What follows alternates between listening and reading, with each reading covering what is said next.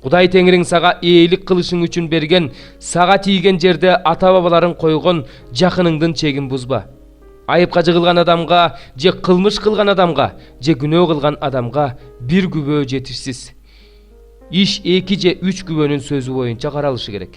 Ким бирөөнү кылмыш кылды деп айыптап жалган күбө болсо, анда ортосунда талаш тартышы бар 2 киши тең Теңирдин алдына ошол убактагы ыйык кызмат кылуучулар менен башкаруучулардын алдына келсин.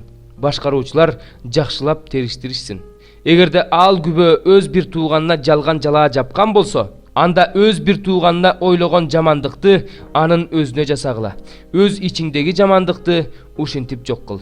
Ошондо башкалар угуп коркуп калышат да, ошондон кийин сенин ичиңде ошондой жамандыкты кылышпайт. Ага бооруң ачыбасын. Жанга жан, көзгө көз, тишке тиш, колго кол, бутка бут болсун. 20 бөлүм. Душманга каршы согушка чыкканыңда, алардын аттары менен майдан арабалары эли сеникинен алда канча көп экенин көргөнүңдө, алардан коркпо. Анткени сени Мисыр жеринен алып чыккан Кудай Теңириң сени менен. Согушка кирериңде ыйык кызмат кылуучу келип, элге кайрылып, мындай десин: Кулак сал, Исраил, силер бүгүн душмандарыңар менен согушасыңар. Жүрөгүңөр опколжубасын, тынчсызданбагыла, коркпогула. Анткени Кудай Теңириңер силердин душмандарыңар менен салгылашыш үчүн, силерди сакташ үчүн силер менен бара жатат. Көзөмөлдөөчүлөрүңөр болсо элге мындай деп айтышсын: Ким үй салып ага кирелек болсо, ал үйүнө кайтсын. Себеби ал согушта өлүп калса, башка бирөө кирип алат.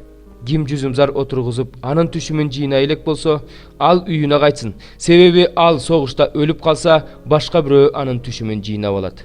Ким убадалашып коюп үйлөнө элек болсо, согушта өлүп калбаш үчүн, колуктусун башка бирөө алып албаш үчүн үйүнө кайтсын.